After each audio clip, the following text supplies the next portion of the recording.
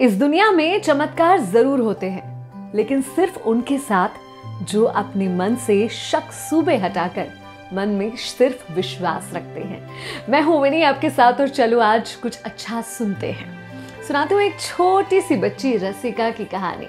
रसिका कुछ 7-8 साल की उम्र की होगी। एक दिन सारा घर उथल पुथल करके घर में कुछ ढूंढ रही थी। माँ आई और माँ ने पूछा, क्या ढूंढ रही हो, क्या चाहिए तुम्हें? बोली, मेरा गुल्लक कहाँ है, मेरा गुल्लक नहीं मिल रहा, मुझे मेरा गुल्लक चाहिए। माँ ने कहा, रुको, अलमारी के ऊपर रखा हुआ था। माँ ने काम वाम छोड़कर उसका गुल्लक निकाला और दोबारा काम में लग गई। उस गुल्लक को लेकर रसिका पहुंच गई पास वाले बाल गोपाल के मंदिर में और जाकर पुजारी जी से बोली कि जल्दी से कान्हा से मिलना है मुझे, जल्दी से आप बताओ कि कान्हा जी कहाँ है। तो पुजारी जी ने कह दिया, कान्हा तो सो रहे हैं, मजाक करते हुए बच्ची से। तो ऐसे उसने अपना उदास सा चेहरा बनाया और बोली कि इतनी देर तक कोई सोता है क्या कान्हा, जल्दी उठो, मुझे बहुत जरूरी काम है तुमसे। पुजारी जी ने उसकी ओर देखा और कहा कि अरे भाई, ऐसा क्या जरूरी काम आन पड़ा तुमको कान्हा जी से? बोली, मुझे कान्हा जी से चमत्कार चाहिए है।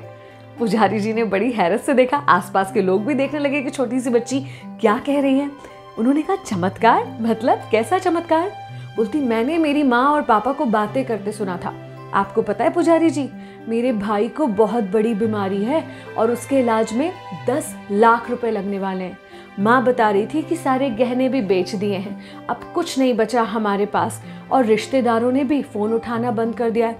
ऐसे में अगर कान्हा का चमत्कार मिले तो ही मेरा भाई बच सकता है। आसपास खड़े सारे लोगों की आंखें नम हो गई, सब लोग भावुक हो गए।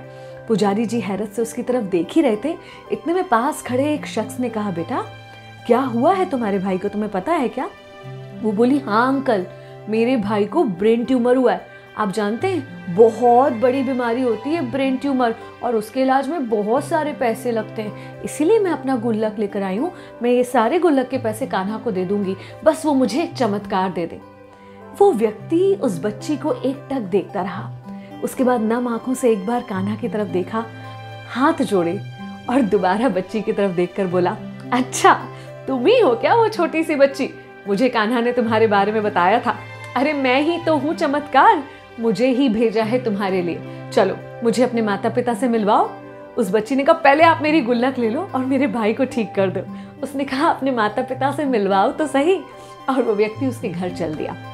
असल में वो व्यक्ति कोई आम व्यक्ति नहीं था, बल्कि लंदन का एक बड़ा सा न्यूरोलॉजिस्ट था जो छुट्टियों में अपने माता पिता से मिलने आया हुआ था।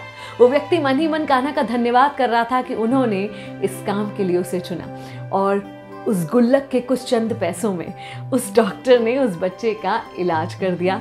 वो बच्चा ठीक हो गया, परिवार खुशहाल हो गया। यूँ आपको लग रहा होगा कि ऐसा तो सिर्फ किस्से कहानियों में होता है, काल्पनिक बातों में होता है, लेकिन आप इस बात से इनकार नहीं कर सकते कि आपने अपने आसपास ऐसी बहुत सारी घटनाएं घटती हुई देखी होंगी जिनके बारे में सोचकर लगता है कि ये कैसे हो सकता है यार, ये तो मुमकिन ही नहीं था। कुछ नामुमकिन सा सच साबित हो गया। अभी इस कोरोना के काल में भी हमने बहुत सारे लोगों को देखा जिनके बारे में लग रहा था कि शायद इनका जीवन आगे मुश्किल होगा, मगर अब वो स्वस्थ हैं, अच्छे हैं। तो कहीं ना कहीं ये ईश्वर का चमत्कार ही तो होता है ना, जो हमारे आसपास होता है। और यकीन मानिए, ये चमत्कार आपके हमारे सबके साथ हो सकता है। बस हमें मन साफ चाहिए उस बच्ची की तरह, क्योंकि हम बड़े हो गए हैं ना, क्योंकि हम में समझदारी आ गई है, तो हम गणित लगाने लगते हैं, सोचने लगते हैं कि ये तो हो नहीं सकता, ये होगा तो ऐसा होगा। लेकिन कुछ चीज़ें ना लॉजिक, सोच समझ से परे होती हैं, और ये चीज़ें होती हैं आस्था की वजह से। तो मन में विश्वास और आस्था रखिए, अपनों के लिए, खुद के लिए, और फिर देखिए कैसे आपके जीवन में चमत्कार होते हैं। मैं हूँ विनी, चलो आज कुछ अच्छा सुनते हैं।